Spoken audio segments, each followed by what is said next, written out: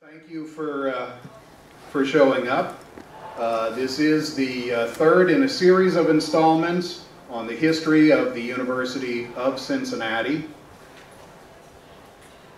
I hope you have your walking shoes on, because today we're going to cover quite a bit of territory as we look over not just this campus, but all of the different campuses that have been occupied at one time or another by the University of Cincinnati. Been trying to keep track of some of the locations associated with UC, and with the help of Google Maps, have been trying to graph these. If anyone's interested, I can send you the link to this.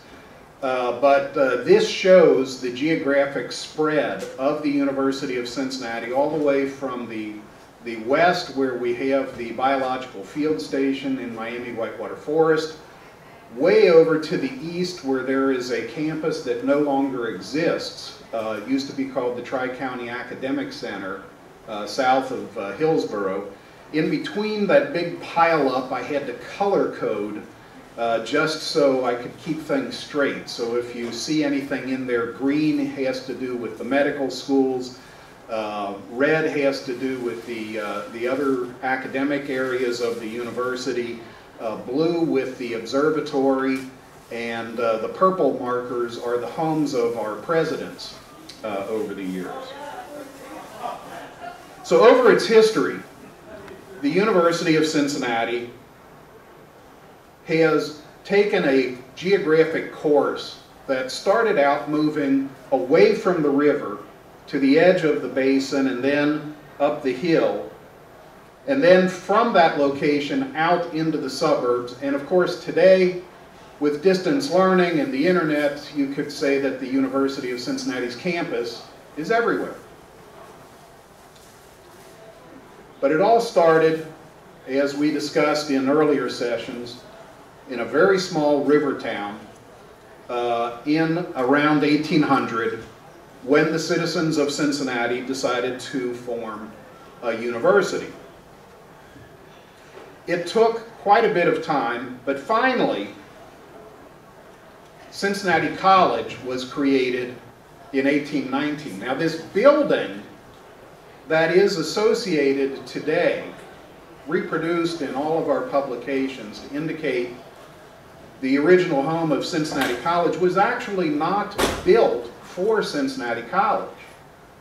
Cincinnati College occupied, and it was sort of an extension of what even in the early 1800s might have been considered an alternative high school called the Lancastrian Seminary.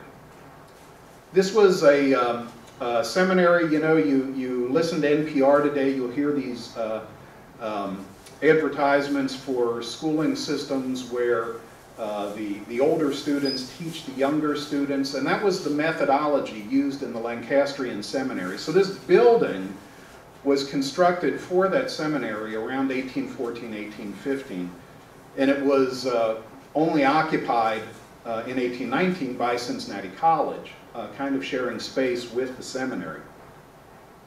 An early city directory describes this building to give you some idea of the scale. It was 2 wings that ran backwards from 4th Street. It was located on the northeast corner of 4th and Walnut. Each of the 2 wings was 90 feet deep and about 30 feet in width, and they were connected by an intermediate building with a 32-foot frontage and about 40 feet deep, serving as the entrance and the stairway. It was kind of cutting edge in technology because it was heated by fireplaces that operated from the outside, feeding heated air into the building. You'll notice that there's a bell tower, and it had a bell, and the bell alarmed the citizens when it was calling the students to classes. And so Cincinnati College published a schedule in the newspaper at the time reminding the residents when the bell was going to be rung and how it would be rung to designate the start of classes, and then with a little note that said, we'll ring it like crazy when there's a real fire, so that you can go to your fire stations. Although it was charted a few days before Cincinnati College, it took an additional year before the Medical College of Ohio actually began classes, and you usually see this building associated with the Medical College of Ohio. However, the 4 faculty who began meeting their 24 medical students in 1820 actually met upstairs from Daniel Drake's apothecary shop. And this was located down on Main Street between Pearl and 2nd. If you're looking for the location today, it's just outside the first base wall of Great American Ballpark.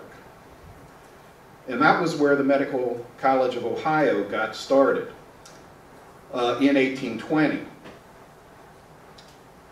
After a few years, the college moved to a lecture hall that was built just for medical instruction purposes by one of the professors, Jesse Smith.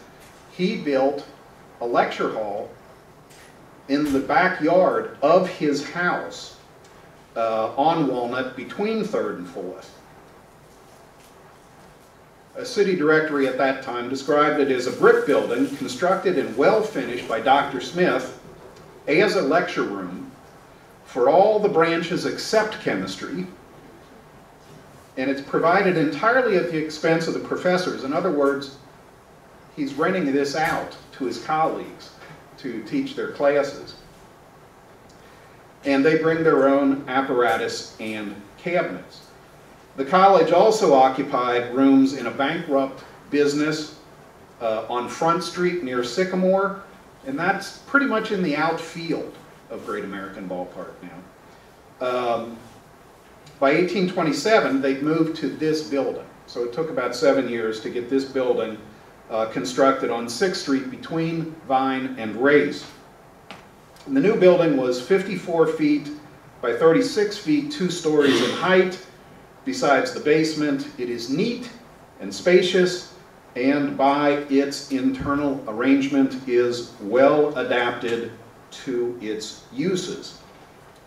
A year later, the Ohio Mechanics Institute, which is now part of UC's College of Engineering and Applied Science, previously the College of Applied Science of the university, was chartered.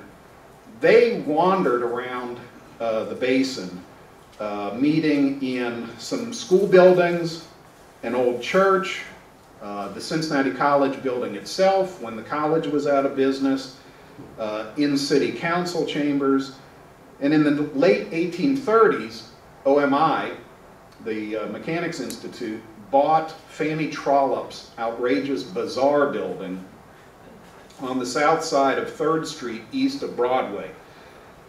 And they paid the rent by holding society balls, to which they charged admission, and that was the fundraising activities. As we indicated, the Cincinnati College had its ups and downs, and during one of the upswings, one of their lecturers named Ormsby McKnight Mitchell, for whom the city of Fort Mitchell in Kentucky is named, inspired Cincinnati to create an observatory, and that observatory was built on Mount Adams, or, as it was known at the time they began construction, Mount Ida. Mount Ida was legendarily named for a washerwoman who, according to the story, lived in a tree on the side of this hill and did the laundry for the soldiers at the old Fort Washington in Cincinnati. So she had been long gone, her laundry business, I assume, outgrowing the tree, when John Quincy Adams came to the city of Cincinnati by stagecoach all the way down from Quincy, Massachusetts, staying the night before the ceremony in the Golden Lamp, in Lebanon, where there is a picture of him. And in honor of his visit, the citizens of Cincinnati named this hill Mount Adams. The telescope that was installed in that building is still in use at the University Observatory in Mount Lookout. The building, of course, is gone. But the telescope was used for many years to illustrate the word telescope in Webster's original dictionaries. Cincinnati College hit a downswing shortly after the observatory opened when the original college building burned.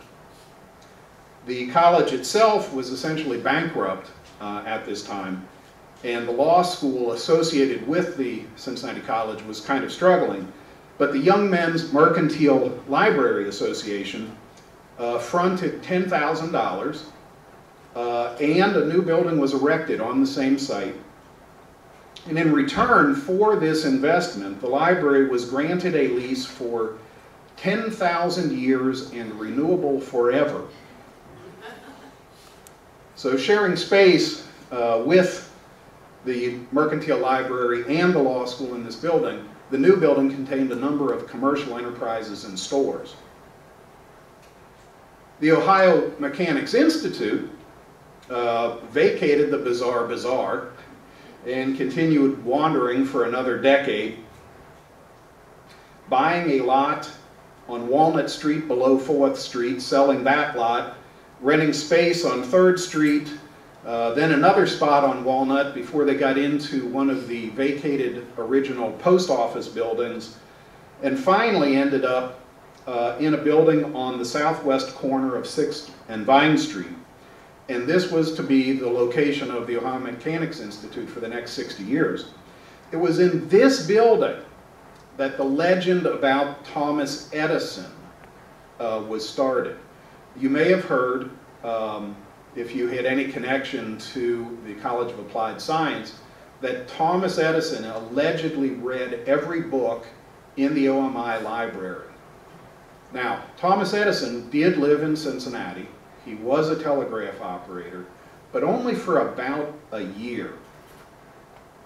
The mechanics library not only included a number of books that were in languages that there's no evidence Thomas Edison could read, but this wasn't just the OMI library.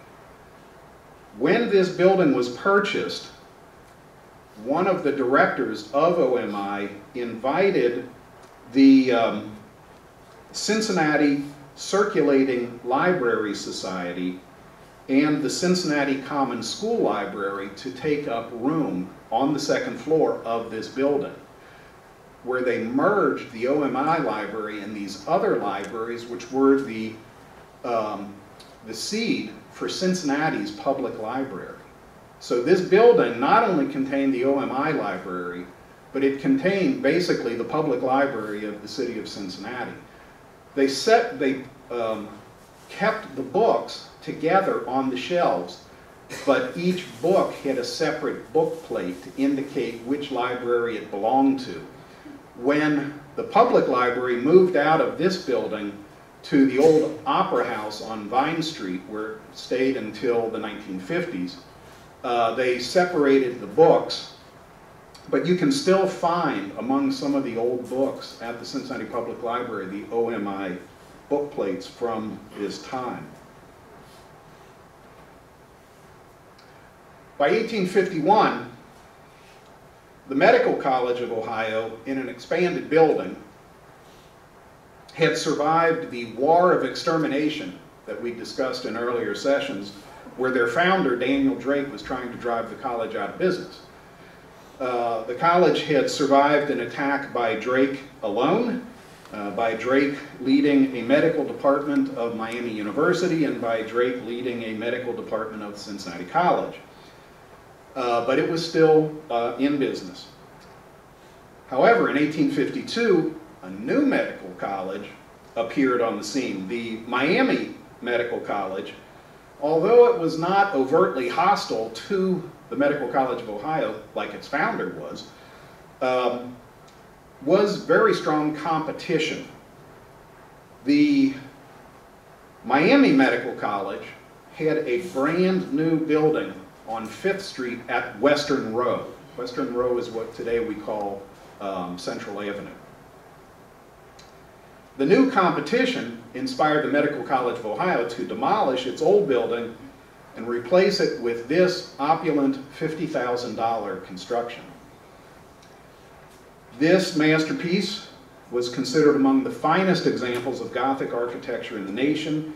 It boasted 2 large lecture halls, gas lighting, good ventilation, and hot air furnaces. The Miami Medical College eventually merged with the Medical College of Ohio in the late 1850s, but medical politics being what they are, this merger was torn asunder after just 8 years of miserable harmony. Of course, there were more than 2 medical colleges in Cincinnati at the time. The College of Medicine and Surgery was located down Western Row from Miami Medical College. You could find the Physio Medical College in the Cincinnati College building. The Botanico Medical College was on 3rd Street, and the Eclectic Medical College was at Court and Plum.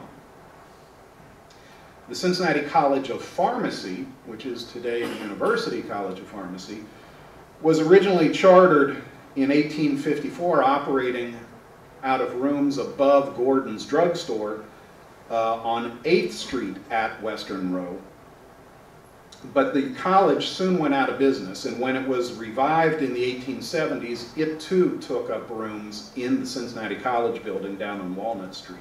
So it was in the middle of all this hubbub with colleges forming and going out of business that Charles McMicken died and famously left the bulk of his estate to the city of Cincinnati to create 2 colleges for the education of white boys and girls using the Protestant Bible as a book of instruction. Now, as it turned out, of course, that was not exactly what the city fathers created, and as we have discussed, they certainly took their sweet time creating anything. It was not until 1873, some 15 years after Mr. McMicken's will was read, that the University of Cincinnati first offered classes in the old Woodward High School building. The donor's will mandated that the colleges, or in this case, college, operate on the McMicken estate, but this estate, as it were, was a sort of rubbly hillside held back by a crumbling wall out on the edge of the city. The activities in the city of Cincinnati at this time essentially stopped at the canal, certainly before you hit the hillsides, but it was on this location that, that the will mandated that the city build this university, and it was here in 1875 that the University of Cincinnati opened for classes in a new building in the shadow of Charles McMicken's mansion, or, as you can see on this early fire insurance map, what became the janitor's dwelling. The new building overlooked the city basin from a perch halfway up this hill. The college edifice was described as having such an elevation and front to the south that it possesses all the advantages of quietness, light, and air, and will stand as a conspicuous ornament in the landscape. The building that opened in 1875 was only the west wing of the building that was originally planned for the University of Cincinnati on this location. The planned building on what is obviously impossibly level grounds was never built. The directors of the university almost immediately realized that the McMicken estate was no place for a campus, and the students could have told them that. Early student newspapers talk about trying to play baseball on the McMicken estate and chasing their ball down Hamilton Road, now McMicken Avenue. In any event, the building caught fire in 1885, and for most of the next year, the campus of the University of Cincinnati was located in the Hebrew Union College, which at that time was located on 6th Street. So over the years, various entities have merged with the university, and among them are a number of the medical schools that we were just talking about. There have been several efforts to merge all of the educational entities in the city of Cincinnati with the university, but it was during one of these early merger fevers that the Cincinnati Observatory was merged with UC.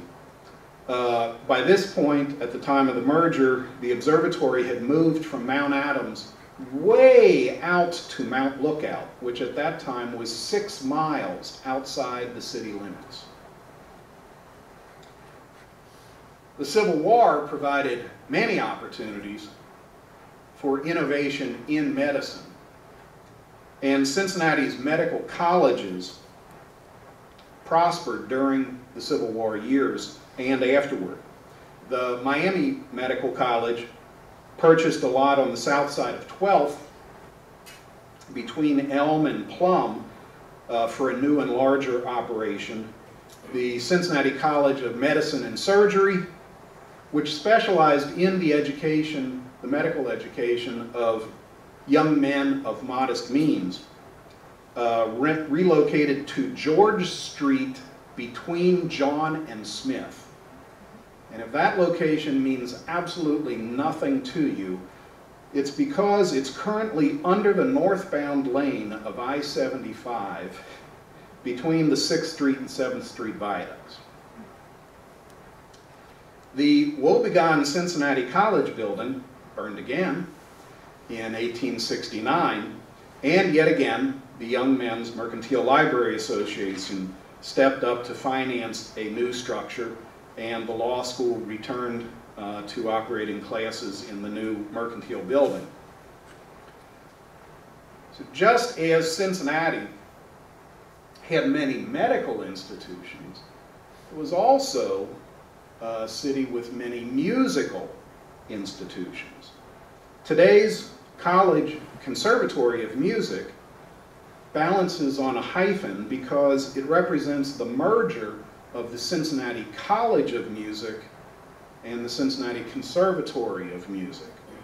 The conservatory is older by about 11 years, being founded in 1867, the college in 1878, and the conservatory wandered around the downtown area for some time before relocating to a rather palatial estate in Mount Auburn. The college was located immediately next door to Music Hall, and it operated out of 3 buildings in that general area until it eventually merged with the conservatory in the 1950s. Now, as noted, the McMicken bequest required the city of Cincinnati to build a college on the McMicken estate. And the estate, as we've discussed, created problems for the students, for student activities, for the sense of collegiality. And the students initiated an effort to try to relocate the college to College Hill, which was not named for this college, but for a number of other colleges, a military college, a farmer's college that were located out there.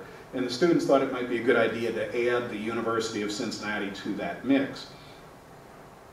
The city of Cincinnati offered some acres in Burnett Woods with a proviso that the university start building in about 5 years. The problem was the McMicken heirs were still alive. They never did like the idea that Uncle Charlie gave all this money to the city for this university, so they filed suit. At least on the surface of their complaint is a very clear idea that it was a remarkable affront to them that the city was going to move this campus off the old McMicken estate. What's not said in the complaint is that if they can show the city violated the bequest, it would be voided, and all the terms would revert back to the heirs, including not only the college, its campus, but also all of the properties owned by Charles McMicken throughout Cincinnati, whose rent provided the upkeep of the college. Nevertheless, the heirs lost. The university made this move, and in 1895, the university occupied the second McMicken Hall, located along Clifton Avenue. At this point, Hannah Hall has been added to the north. They have not yet added Cunningham Hall to the south. Now, the mortar was hardly dry on this structure in Burnet Woods when the directors, of course, began drawing up campus plans. The first suggestion was to take the campus as it existed and expand it by doubling the McMicken-Hannah-Cunningham structure and building an identical one to the south of the library. This particular drawing, which is labeled, as you can see, a suggestion, was drawn by a guy named Windsor McKay, who at the time was working as a cartoonist for the Cincinnati Enquirer. He later went on to create the first animated cartoon, Gertie the Dinosaur, and a long-running Sunday comic strip called Little Nemo in Slumberland. And you can kind of see some of his Little Nemo touches in the basilisks on the side of the walkway there and some of the gardens. This plan, of course, never got built. And a few years later, President Ayers, if you were here last month, you will remember that President Ayers was the one who refused to be fired and had to be locked out of his own office, came up with his plan for the campus, hiring the firm of McKim, Mead & White, who, if you've read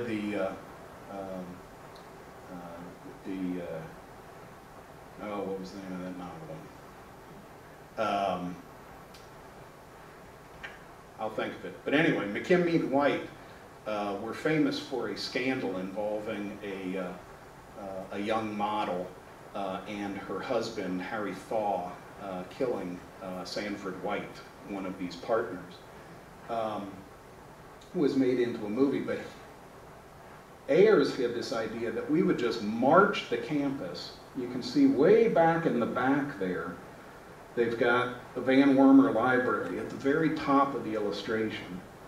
And then these new buildings would just march across Clifton Avenue, creating a new quadrangle, and then apparently marching into Coy Field for the construction of a football stadium, which naturally has two observatories located next to it.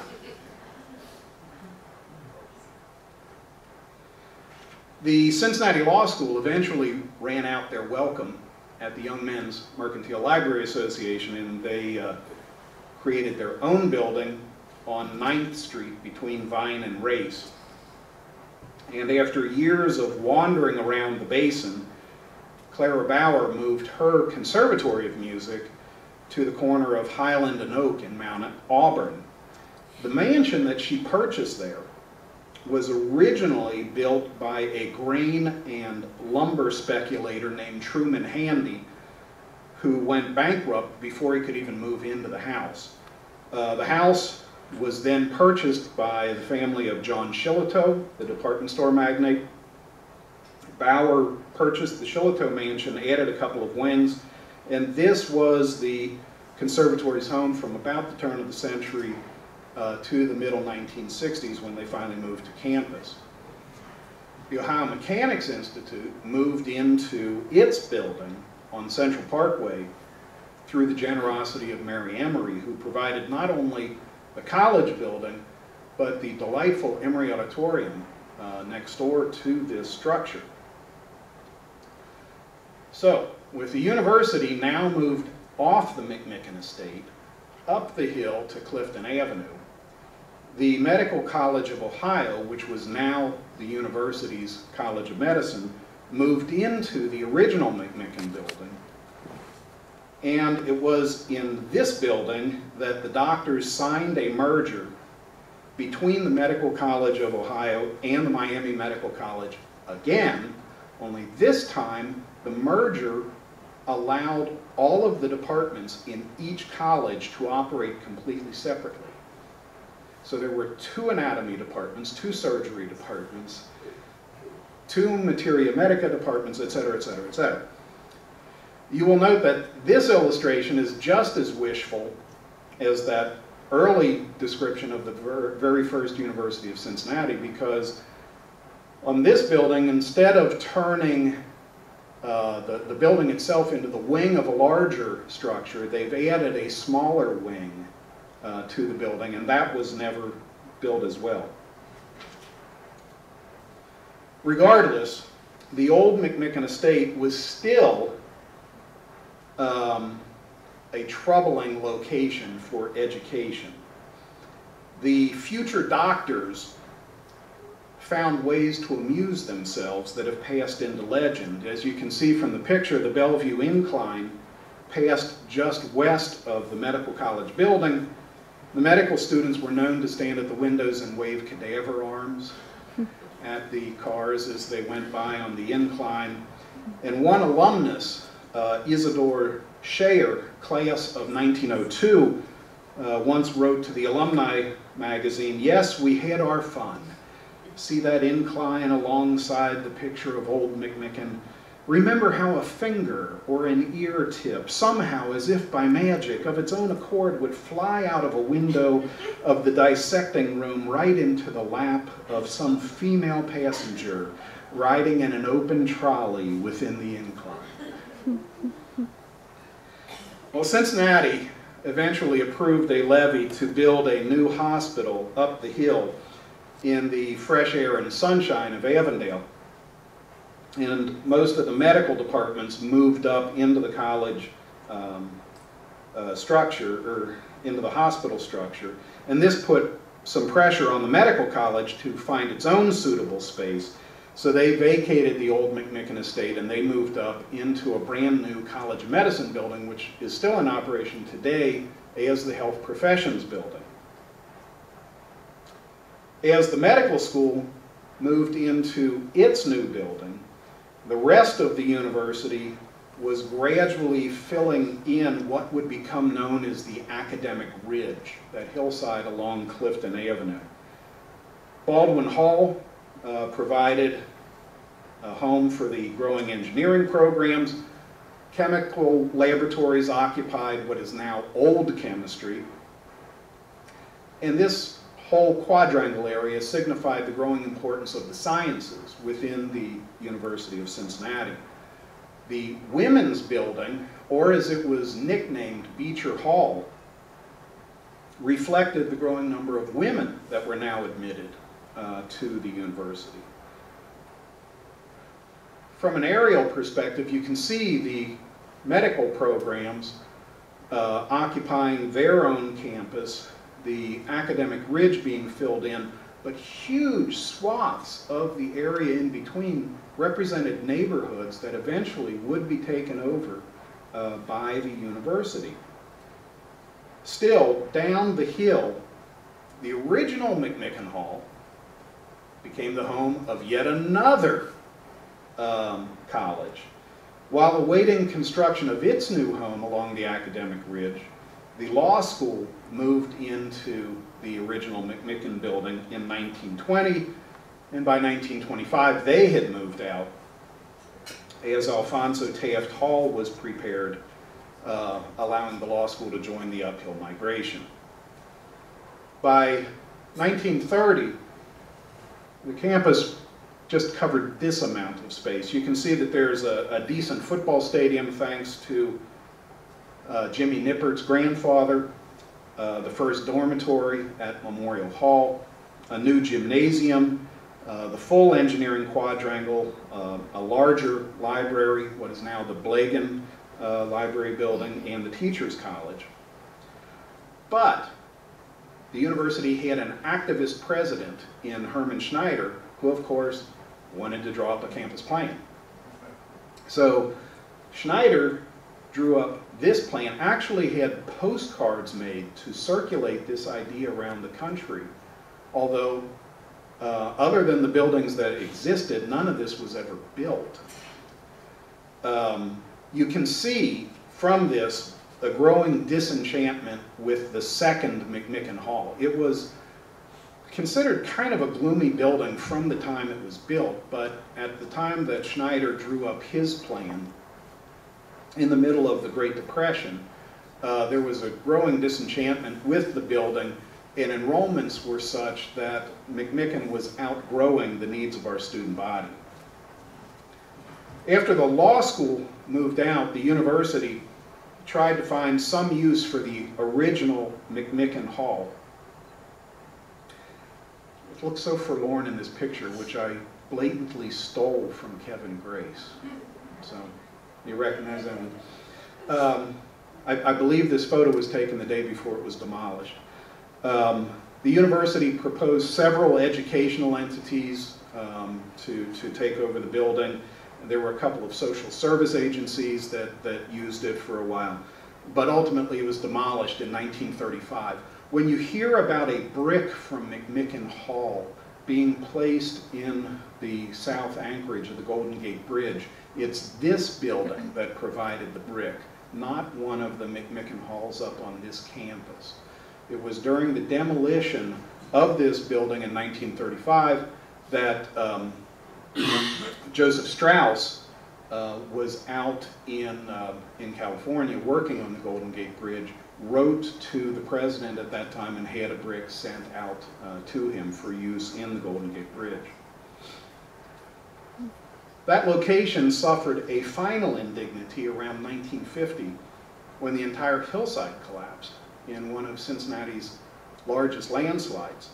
So it will be the task of archaeologists in the future to try to uncover what remains of the history of the University of Cincinnati at that site. So this brings us to 1940. This campus, most of what is considered the classic UC campus was in place by 1940. Tangeman Center, Wilson Auditorium symbolized the campus life to be found at what was then the second largest municipal university in the United States.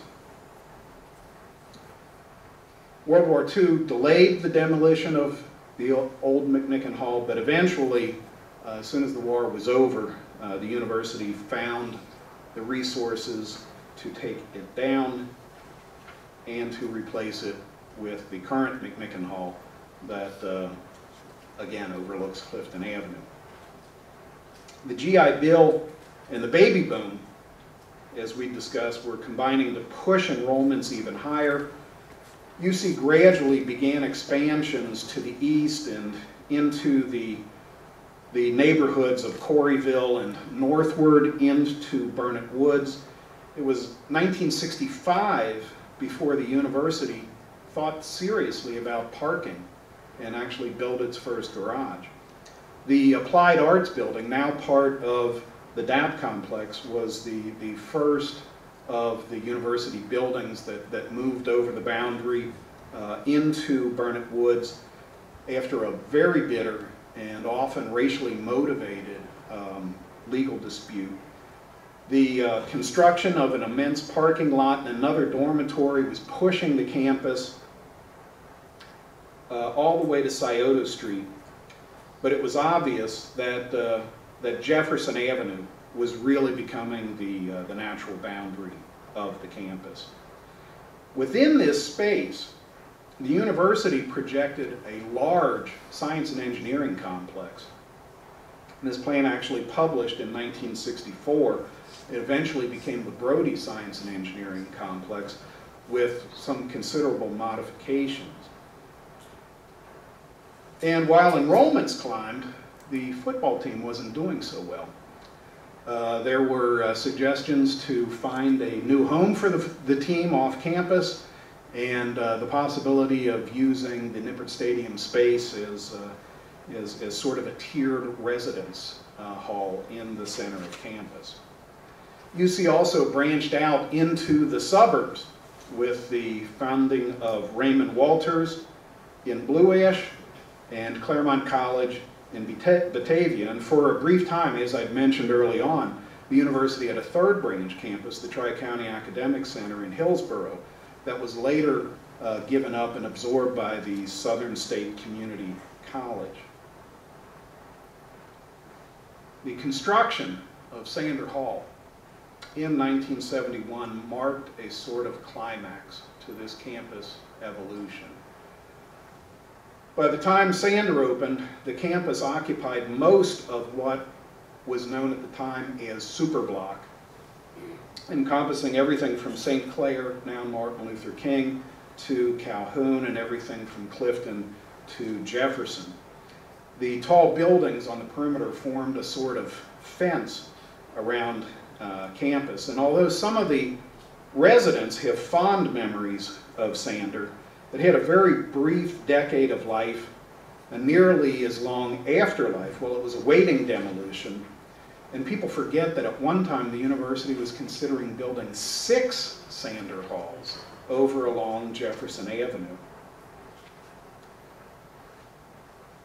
Over on the medical campus, an equally ponderous anchor, the Medical Science Building, emerged in the early 1970s, financed by a federal grant of $35 million, which was at that time the largest federal construction grant for medical education ever awarded. The Medical Sciences Building connected to a new general hospital on several levels. So this takes us to a cartoonish caricature of the campus that was sold as sort of an alumni opportunity in the 1970s, which imagined the university as sort of its own little world, just kind of cut off from everything else with these very tall buildings forming a little fence around the backside of the campus, and the front gate remaining where it had traditionally been along Clifton Avenue. But it was the demolition of Sander Hall that signaled a new beginning for the University of Cincinnati campus, and the great rebirth of the campus that took place from 1991 to 2004. Now, if you're over in the University Pavilion, you will see this model. It's famous today for 2 things. There's a dead fly on the 30-yard line of Nippert Stadium, and there are a bunch of buildings that were never built. But it is a crucially important memorial to the process throughout the 1990s that led to what today is the reborn campus. What I'm becoming to understand is that there are very few people who realize just what this rebirth actually meant. And so we're going to be going through some before and after pictures here to kind of take a look at things. This is a before shot and an after shot, which at that scale indicates some differences, but really doesn't get into the heart of what this rebirth meant. For instance, let's take this view. I'm not sure that anybody in this room even recognizes the old Simrel Hall, which used to be the home of the parking office. If you were to stand in approximately this spot and take a photograph today, this is what you'd see. The bridge. The bridge, the home of multiple activities in the 60s and 70s, overlooked by the Tanner's building, the old tech, and again, from essentially that viewpoint, this is what we see today. The bridge from the south, looking north into the old tech building. Now, in the late 1980s, excuse me, I'm not that old, there was a film crew here scouting locations for a movie that ultimately starred Ben Stiller and Molly Ringwald. They were looking at a room in the old tech building, and I was horrified that they might be using that building in a nationally distributed movie showing the University of Cincinnati. And they said, oh, no, no, no, it's not for this movie. We're considering a movie about Bulgaria. And this building's perfect to show the decay. So, that's what the view looks like today. Old Commons is one of the few remaining pieces of that original McMicken Hall. Old Commons was the location of the university's first gym. This is where the university's first basketball game was played, in this building. And that is now part of the McMicken Commons. One of my favorite shots, there are a number of buildings here that no longer exist. The flanking ones are the Basic Sciences building, which was sort of a torturous purgatory for the geology and geography departments for a while. And then the old tech building itself, the possible Bulgaria. But generally, you're looking toward Swift in that picture. University was so proud. You wouldn't believe the newspaper article when they got this Army surplus arrow hanger, and it occupied a prominent part of the engineering complex for a long time. But if you look up that little road now, this is what you see.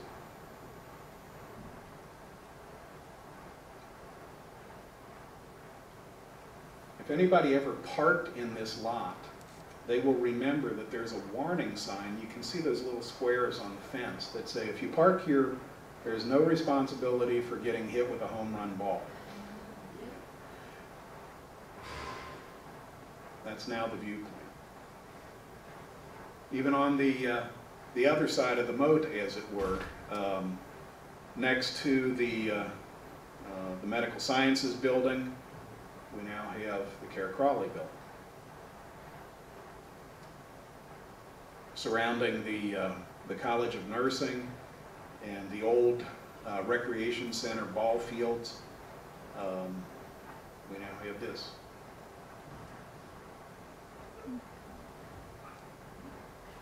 Even subtle changes. No relatively new buildings except for the Calhoun Garage. But things just seem to fit together a little better. Yeah, who used to find their car in there?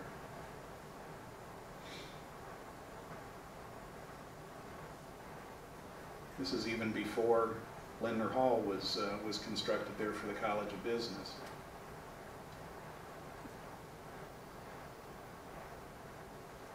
So after that renovation and rebirth, it took a while, but the rewards have started coming in. As you probably know, in 2010, Forbes identified the University of Cincinnati among the 15 most beautiful college campuses in the world. And since then, Delta Sky and Travel and Leisure have added UC to top 10 lists for the United States. It has been an amazing journey for this university to come to this place, to occupy this place, to adapt to this place, which ultimately was a park and a neighborhood, and find a way to create a campus that is not only designed for optimum educational usage, but is, in the words of Robert Fleischl, who did an amazing picture book about this campus, the kind of campus that teaches you through its architecture. And that's where we find the University of Cincinnati today. Thank you very much.